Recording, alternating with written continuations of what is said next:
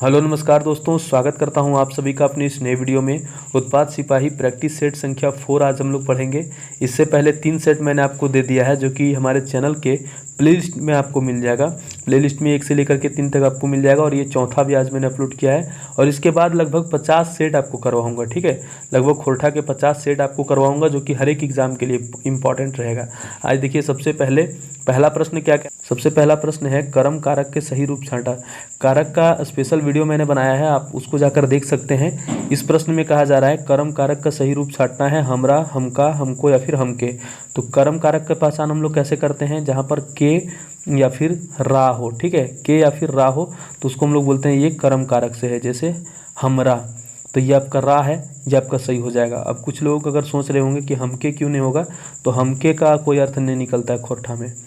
अगला प्रश्न देखिए, सबले उपकारी सामाजिक और मानवीय काम क्या कर ले।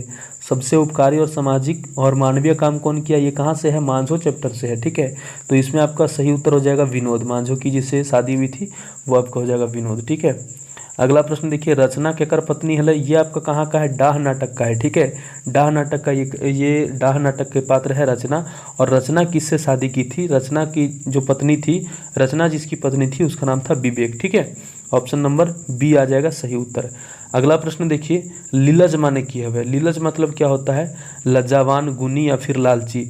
लीलज का अर्थ होता है बेहया, ठीक है, जो बेशरम हो जिसको हम लोग बोलते हैं। ऑप्शन नंबर ए सही हो जाएगा। अगला प्रश्न देखिए, विनोद के बाप के मांझो की ले नाय पसंद हले। विनोद के बाप को मांझो किस लिए नहीं पसंद था, कम दहेज दिले, सुंदर नाय हले, उम्र बेसी हले या फिर कम दहेज और ठूठी हले। तो सबसे पहले तो उसको इसलिए नहीं पसंद आया क्योंकि वो कम दहेज मिल रहा था। उससे पहले विनोद की शादी, विनोद का जो बाप का नाम गणपतिया था वो गिरिडीह में लगा रहा था। वहाँ पर लड़की का उम्र ज़्यादा था परंतु दहेज अच्छा मिलने के कारण वो शादी सेट करवा रहा था विनोद का। लेकिन बाद में मांझो से जब इसका शादी सेट हुआ तो उस समय लड़की जो है सुंदर थी परंतु दहेज सही नहीं मिल रहा था, इसलिए उसका बाप को पसंद नहीं था। और बाद में जब ठूठी हो गई तो उसका बाप और भी उसको पसंद नहीं आने लगा, ठीक है। तो ये आपका कम दहेज और ठूठी हल दोनों सही हो जाएगा। अगला प्रश्न देखिए, सोंध माटी केटान कहानी के गलत भाव की है। गलत भाव पूछ रहा है, पढ़ल लिखल के बाद गाँव छोड़ दिए चाहिए, तो यही तो इसका गलत भाव है, ठीक है। यही इसका गलत भाव है, पढ़ल लिखल के बाद गांव छोड़ दिए चाहिए, ऐसा नहीं होना चाहिए। पढ़ने लिखने के बाद गांव क्यों छोड़ेंगे, गांव के भुलाए के ना चाहिए, बिल्कुल सही है। पढ़ल लिखल लोग के गांव के सेवा करे चाहिए, ये भी सही है। पढ़ल लिखल लोग के गाँव में दरकार है, ये भी सही है। इसका गलत भाव क्या हुआ, पढ़ल लिखल के बाद गांव छोड़ दिए चाहिए। इस प्रकार से प्रश्न आपके एग्जाम में आएंगे। अगर आपने अधिक से अधिक प्रैक्टिस किया है तो ही आप सब सही कर पाओगे। मंगरू कौन कहानी के पात्र है, हरियरे हरियर, चासा, सोंध माटी या फिर चित्रा रानी। तो मंगरू कौन सा कहानी का पात्र है, ये आपका चासा का पात्र है, ठीक है, चासा का। प्रभात जो है वो हरियरे हरियर का है। सोंध माटी में कौन है, सोंध माटी टान में रवि है। और चित्रा रानी में गोलवारी जमींदार गलेन हथिन, जो पढ़ल हब तो नहीं, ठीक है। अगला प्रश्न देखिए क्या कह रहा है, सभी का वीडियो मैंने बनाया है यूट्यूब पर। उत्पाद सिपाही से संबंधित लगभग सब वीडियो को मैंने बना दिया है। और जो बचा हुआ है प्रैक्टिस वो भी मैं वीडियोस बना रहा हूँ। आप लोग चैनल को जाइए, चैनल पर सारे वीडियो खंगाल के देख लीजिए। खोरठा से आपको जरा से भी दिक्कत नहीं होने वाला है, ठीक है। क्वेश्चन नंबर 8 क्या कह रहा है, केकरो पेटे लायत नए मारे चाहिए। यहाँ पेटे में कौन कारक है, देखिए बहुत मज़ेदार प्रश्न मैं आप लोगों के लिए लेकर आया हूँ। केकरो पेटे लायत नए मारे चाहिए, यहाँ पेट में कौन कारक है, पेटे में, ठीक है। पेटे हम लोग है ना, तो यहाँ पर कुछ ना कुछ तो कारक लगा हुआ है। तो ये आपका क्या हो जाएगा, अधिकरण, ठीक है। अब अधिकरण कैसे होगा, ये देखिए हम लोग इसको पहले हिंदी में तोड़ते हैं, अगर आपको नहीं समझ में आ रहा है तो। पेटे का क्या अर्थ होता है, पेट में, पेटे मतलब होता है पेट में, तो में जो कारक है वो आपका अधिकरण का है। यहाँ से आप सिंपल समझ सकते हो, इसका मतलब पेटे अधिकरण से संबंधित है। अगला प्रश्न देखिए क्या कह रहा है, आपको खोरठा समझने के लिए कम से कम हिंदी का आप अगर ग्रामर जानते हैं तो आप खोरठा को समझ लोगे, वरना आप हिंदी ग्रामर भी आपका कमज़ोर है तो फिर आप खोरठा कहाँ से पढ़ पाओगे, ठीक है। सारा चीज़ हिंदी का ही है, सिर्फ लैंग्वेज का खेल है, ठीक है। क्वेश्चन नंबर 9 क्या कह रहा है, कहानी के नायक रवि के बाप की है। कहानी के नायक रवि, कौन सा कहानी का नायक, सोंध माटी टान कहानी के बात की जा रही है, ठीक है। तो उसका बाप एक डॉक्टर है। अब डॉक्टर है तो देखिए यहाँ पर हम लोग को और कन्फ्यूजन हो गया, गांव का है कि शहर का है, तो वो शहर का डॉक्टर था, ठीक है। ऑप्शन नंबर ए सही हो जाएगा। अगला प्रश्न देखिए, चित्रा रानी के बिहार कहाँ के जमींदार के बेटा संग भेल है। चित्रा रानी का जो शादी हुआ था वो कहाँ के बेटा के जमींदार से हुआ था, सिकरिया, घाटशिला, गोलवारी या पिटरवार।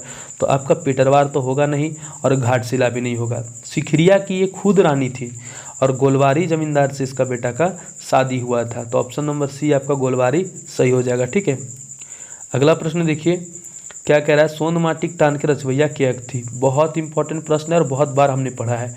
सोन माटिक टान के रचवैया जो थी डॉक्टर दिनेश दिनमणि, भुवनेश्वर साहू, शिवनाथ प्रमाणिक या बी एन ओहदार। तो इसका सही उत्तर हो जाएगा डॉक्टर बी एन ओहदार। ठीक है, 1 नंबर का सही हो जाएगा। अगला प्रश्न देखिए, पढ़ाई कौन वाचक संज्ञाहक है। बहुत सुंदर प्रश्न है, पढ़ाई कौन वाचक संज्ञाहक है। जायतवाचक, व्यगतवाचक, भाववाचक कौन होना है। देखिए अंतस्य हम लोग खोरठा में नहीं लिखते हैं, ई लिखते हैं, ईत लिखते हैं। ठीक है, लेकिन खोरठा टाइपिंग में, मोबाइल में तो खोरठा टाइपिंग हो, गूगल तो खोरठा टाइपिंग लेता नहीं है, तो इसीलिए टाइपिंग को सुगम बनाने के लिए यह भी कहीं कहीं प्रिंट कर देता है। लेकिन अगर व्याकरण की दृष्टिकोण से देखा जाए तो ये व्यगत गलत लिखा हुआ है। ठीक है, तो ये आपको समझना पड़ेगा। खोरठा में जो संज्ञा आपने पढ़ा होगा, 5 तरह का संज्ञा आप लोगों ने पढ़ा होगा, उसमें से पढ़ाई कौन सा संज्ञा है। तो पढ़ाई जो है एक भाव है, तो ये आपका भाववाचक संज्ञा हो जाएगा। अगला प्रश्न देखिए, डाह नाटक में कई गो नारी पात्र है। डाह नाटक में कई गो नारी पात्र है। अब इस कहानी का, इस प्रश्न का उत्तर जो है हम लोग उत्पात सिपाही के लिए कर रहे हैं, इसलिए हम लोग देखिए डाह नाटक जो है वो पूरी पुस्तक है अपने आप में एक। ठीक है, लेकिन हम लोग को उसका एक छोटा सा पार्ट ही पढ़ना है उत्पात सिपाही के लिए, तो इसलिए वहाँ से हम लोग इसका उत्तर देंगे मात्र 2 है। ठीक है, क्वेश्चन नंबर 13 का सही उत्तर हो जाएगा 2। ठीक है, 2 ही महिला पात्र है। चलिए अगला प्रश्न देखिए, एकर में से कौनटा लघु कथा लाए, मतलब कि कौन सा लघु कथा है। यहाँ पर देख लीजिएगा लाए लिखा हुआ है कि नाय लिखा हुआ है। ठीक है, ये भी कंफ्यूज कर देगा आपको कहीं कहीं। तो कौन सा लघु कथा है, चित्रा रानी तो लोक कथा है, हरिहरे हरिहर तो आपका कहानी है। ठीक है, कौन नाय ये तो नहीं होगा, मुड़ फुचका आपका जो है लघु कथा है। अगला प्रश्न देखिए, नीरुदा और पलटू कौन कहानी के पात्र लगती। बहुत मजेदार प्रश्न है। नीरुदा और पलटू जो है वो कौन सा कहानी का पात्र है, चाचा, भीमा, मुड़फुचका या फिर कौन होना है। तो ये आपका हो जाएगा भीमा कहानी का पात्र है। ठीक है, अगला प्रश्न देखिए, क्वेश्चन नंबर 16 है, खोरठा में संज्ञा के कई गो भेद बतवल गल है, 4, 5, 6 या फिर 4 और 5 दुइयो। तो ये आपका क्या हो जाएगा, सही उत्तर कमेंट करके बताइएगा। ये आपका हो जाएगा 5। संज्ञा में 5 भेद है, चाहे खोरठा में बात करें या उर्दू में बात करें, चाहे किसी भी भाषा में बात करें, संज्ञा है उसका 5 ही भेद है। बंसीलाल बंसी के गावे का नाम क्या है। बंसीलाल बंसी जो अति खोरठा के रचवैया लगथिन, इनकर बहुत सारा रचना है, तो हमने पढ़े था उत्पात सिपाही खातिर, चाहे अन्य भी किसी एग्जाम की अगर आप लोग तैयारी कर रहे हैं खोरठा में, तो उसमें आप लोगों ने पढ़ा होगा, जैसे ढिंडक डोवानी है। ठीक है, तो ये आपका ढिंडक डोवानी जो है वो खंड काव्य है वो। और इसका सही उत्तर क्या होगा, बंसीलाल बंसी जी के गावे का नाम कहाँ है, चौफान था। ठीक है, ऑप्शन नंबर बी सही हो जाएगा। अगला प्रश्न देखिए, चासा कहानी है, चासा माने की हव है। चासा कहानी में चासा मतलब क्या होता है, ये प्रश्न पिछली बार पूछा गया था और बहुत से लोगों को ये प्रश्न में डाउट है। चासा का मतलब चास के रहनिहार भी नहीं होगा, चास नामक शहर भी नहीं होगा, चस्कल भी नहीं होगा, किसानी हम लोग बोल सकते हैं। ठीक है, किसान। अगला क्वेश्चन कर रहा है, क्वेश्चन नंबर 19, सबटाई चल है कौन किताबें दियल गल है, गद्य पद संग्रह, दुडार जुलफुल, निबंध संग्रह या सोनमाटी। तो ये आपका सबटाई चल है निबंध है, खोरठा साहित्यिक निबंध, तो ये आपका निबंध संग्रह हो जाएगा, बी एन ओहदार जी के द्वारा लिखित है। ठीक है, और अगला प्रश्न, और वो आप लोगों के लिए जिसका उत्तर सही होगा कमेंट में पिन कर देंगे, टेंशन मत लीजिएगा सर क्या होगा आंसर, क्या होगा आंसर। जो भी सही उत्तर बताएगा उसका आंसर कमेंट में पिन कर दिया जाएगा। ठीक है, डाह नाटक के भूमिका क्या लिखल थी, क्वेश्चन अच्छा से समझ लिया। यहाँ डाह नाटक की भूमिका की बात की जा रही है। डाह नाटक किसी एक व्यक्ति विशेष ने नहीं लिखा है, बहुत सारे लोगों का हाथ है उसमें, और बहुत बार इसका मंचन भी किया गया अलग अलग पार्ट में। तो आप लोग एक बार देख लीजिएगा, उसके बाद बताइएगा डाह नाटक की भूमिका क्या लिखल है। तेके झा, सुकुमार, बंसीलाल बंसी या फिर शिवनाथ प्रामाणिक। तो इसका क्या हो जाएगा, राइट उत्तर कमेंट करके आप लोग बताइए।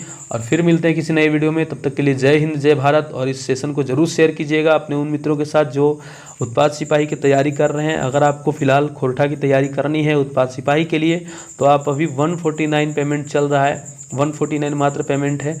और हमारा नंबर दिया गया है स्क्रीन पर 7992295476, इसमें पेमेंट कर दीजिएगा। व्हाट्सअप ग्रुप में आपको जोड़ दिया जाएगा, स्क्रीनशॉट आप जैसे भेजते हैं आपको व्हाट्सअप ग्रुप में जोड़ दिया जाएगा, वहाँ आपको पूरा खोरठा का तैयारी करवा दिया जाएगा। ठीक है, उससे बाहर आपको कुछ भी नहीं पढ़ना है, जितना करवाऊंगा उतना अगर आप कर लेते हैं तो खोरठा में आपको कोई दिक्कत नहीं होगा।